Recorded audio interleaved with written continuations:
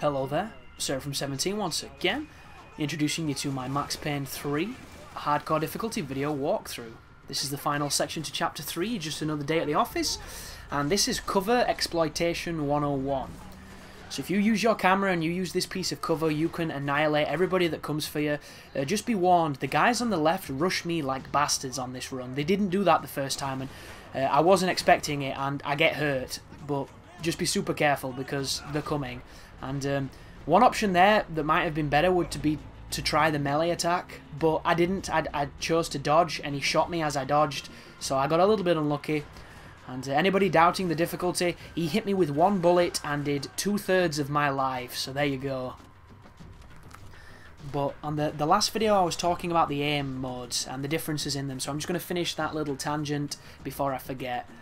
So I'm using free aiming, and all this means is I have no snap to aiming at all. My aim does not automatically lock or assist or sway or waver or anything. Everything my aimer does is dictated by my pad, and I just prefer it that way. It's how I've always played Max Payne, and even on Red Dead Redemption I turned the aiming to manual. I hated the lock-on. I found it ruined the game. And don't get me wrong, when I rode a horse, by God was my accuracy tested, but it was all the more, you know, rewarding when I hit something. And it makes you better at shooting. And I look at it like this: if you have free aim on, your aim is going to be so much better when you play the multiplayer. You're not going to immediately get shit-stomped, because if you get used to auto-aim and you go online where there is no auto-aim, everybody's going to be getting on target faster than you, and you're going to have a really bad time. So that's my mentality behind it. But as far as the single player goes, feel free to use it if you're struggling, because I don't think it disables achievements, but don't quote me on that because I don't know. I just don't think it helps you in the end. I think it actually hinders your ability to get better, so that's why I chose it, if you're wondering. And if you're wondering about inverted, always inverted. Real men play inverted. But keep pushing forward anyhow. So this level can be a little difficult in places, but for the most it's not too bad. Like, there's a couple of levels that are actually really easy, but there's certain sections in them that make them harder than they need to be. And it's those sections, just like with most games. Like this section right now, this is a rough one, and I jump dodged then because I was hoping I could get outside without being shot, and it didn't work, because what I wanted to do is I wanted to get into this piece of cover that I'm on right now. Because there are enemies below you and there are enemies that flank you to the right. That's the reason I didn't go into cover on that belly sign. Because you see that guy I just shot down there? He will mess you up, and there's a couple more where he came from. So if you stand next to this concrete, people will walk up the stairs towards you, which you can shoot, and people will spawn across there, and you can shoot those as well. And this is the safest place to do this, except for this dickhead that runs past me, 2 yards, shooting, and doesn't hit me. That makes no sense, that. I didn't get that bit. But I was grateful, either way. And the easy way to tell if there's anybody left is the torches on the weapons, because a lot of these guys have torches, and the illumination shows you where they are. But at the same time, if you kill a guy, sorry, they'll drop the gun, and the torch will illuminate the floor, so it can make you think there's dudes there when there aren't. Like right now, it looks like there's a guy down there, but it's really just a dead guy and his funky torch. So just be aware. But just make sure you clear the area.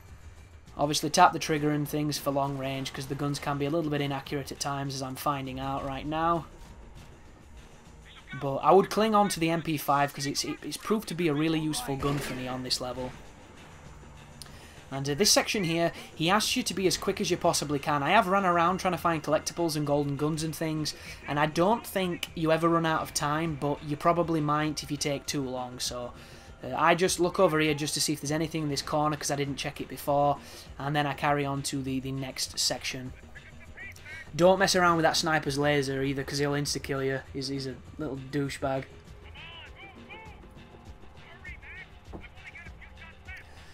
But as you can hear right now, the music on this game is pretty prominent. But oh, watch this. I see a guy on some scaffolding outside these doors. If you don't know how the doors work, when you bump into them, you open them, but you leave yourself vulnerable. But you can shoot the doors. So I shoot the door open, and then I shoot the guy. And it's cheeky, but it's a good technique for going through doors blindly. And there's one more guy to get just there. There we go. So be careful whenever you have to walk into doors, because you'll generally put yourself in a shitty situation. But this is the sniper section. It's very simple. You can pull back on the left analog to zoom out, but only on certain occasions, because for some reason it restricts your aim a lot on this section, which is really gay because it's hand-holding and I don't like it.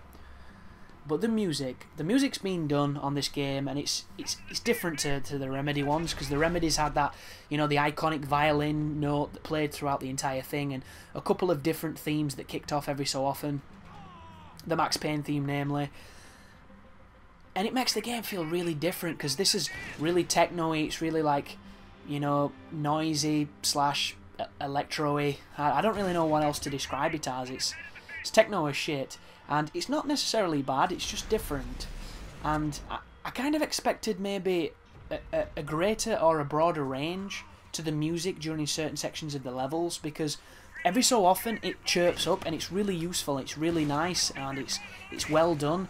But I just would have liked more flares. And I love the theme song for the game, which is Tears by a band called Health. And there's a level at the end where the song plays, and you knew it was coming, but it's still really good. But yeah, the differences between this and the other Max Paynes is astounding. If you're as, you know, well versed as I am at playing them, because I'm a massive Max Payne fanboy. I obsessed over it when it came out, because I mean, when these games first came out, I was still at school, so you're so influential.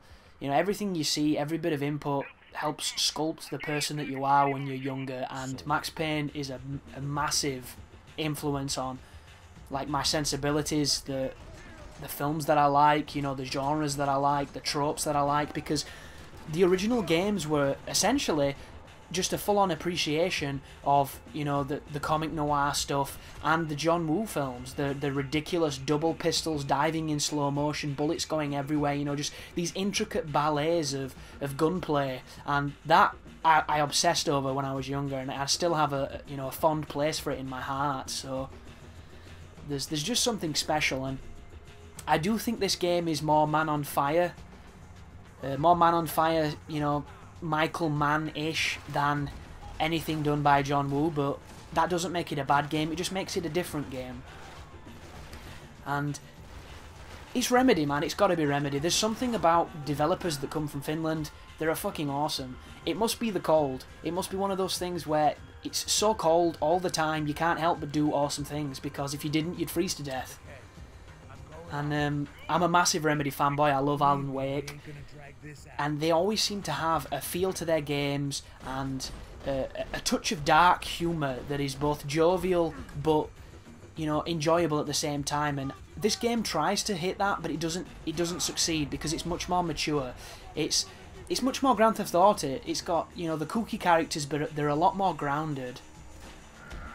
And I do believe that it was never ever going to live up to what Remedy would do, because they have a level of quirk that makes their games unique that you can't imitate.